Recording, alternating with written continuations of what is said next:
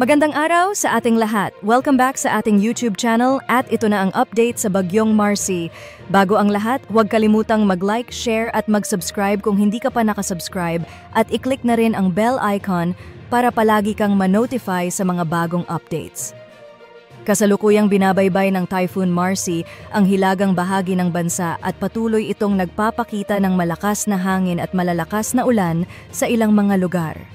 Ngayong araw, Nobyembre 7, 2024, ang mata ng bagyo ay tinatayang 210 kilometers east ng Apari, Cagayan at gumagalaw papuntang Kanlurang-Hilaga-Kanlurang direksyon sa bilis na 15 kilometers per hour.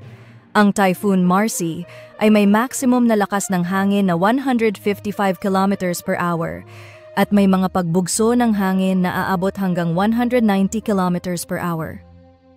Ayon sa pinakahuling advisories mula sa PAGASA, nakataas ang Tropical Cyclone Wind Signal number 4 sa mga sumusunod na lugar, kung saan inaasahan ang napakabigat na pinsala mula sa bagyo. Northeastern portion of Cagayan, Gonzaga, Santa Ana, Santa Teresita, Lalo, Bugay, Apari, Camalaniugan. Southeastern portion of Babuyan Islands.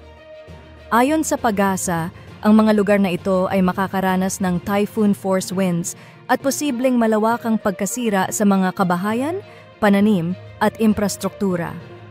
Samantala, nakataas ang Tropical Cyclone Wind Signal number 3 sa mga sumusunod na lugar, kung saan inaasahan ang malalakas na hangin at posibleng pinsala sa mga medium risk na structures.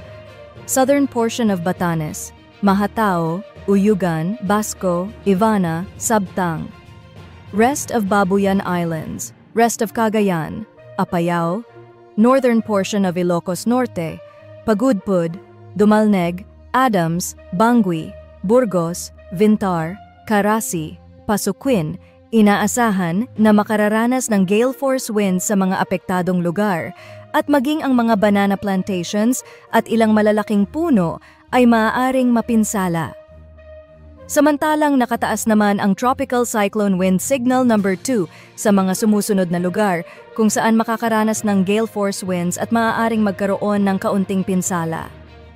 Rest of Batanes, northern and central portions of Isabela, San Pablo, Santa Maria, Divilacan, Tumawini, Maconacon, Cabagan, Santo Tomas, Quezon, Palanan, Ilagan City, Malig, Delfin Albano, Quirino, San Mariano, Gamu, Roxas, Nagilian, Burgos, Reina Mercedes, Benito Soliven, Luna, Aurora, San Manuel, San Mateo, Alicia, Angadanan, City of Kawayan, Cabatuan, Abra, Kalinga, Mountain Province, northern portion of Ifugao, Alfonso Lista, Aguinaldo, Mayoyao, Banawe, Hungduan.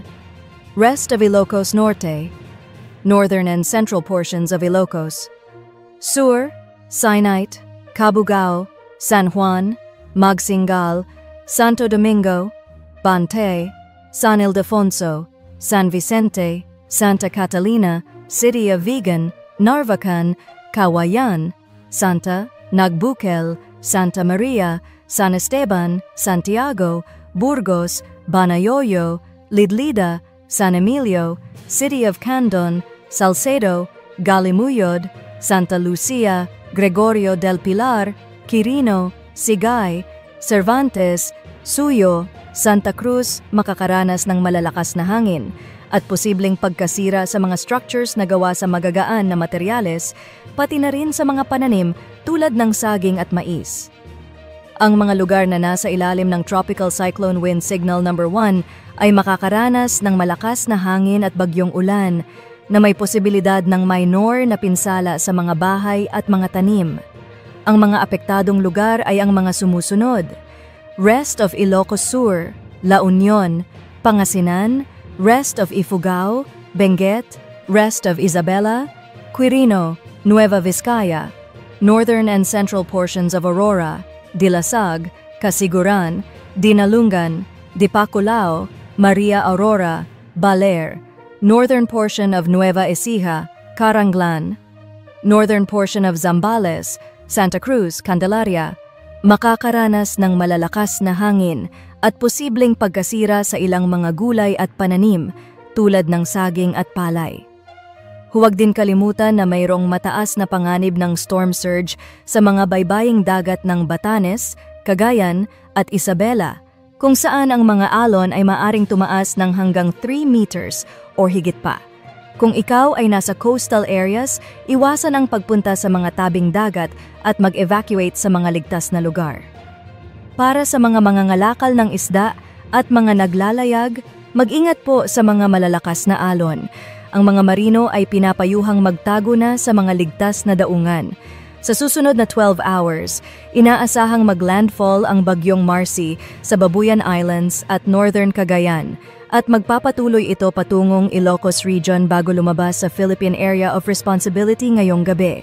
Maghanda na po ang lahat ng apektadong komunidad at sundin ang mga abiso mula sa lokal na pamahalaan. At yan ang inyong pinakahuling weather update. Huwag kalimutang mag-like, mag-share at mag-subscribe para sa iba pang weather updates at impormasyon. Pindutin na ang bell para agad kayong ma-notify sa mga susunod na update. Mag-ingat at manatiling ligtas.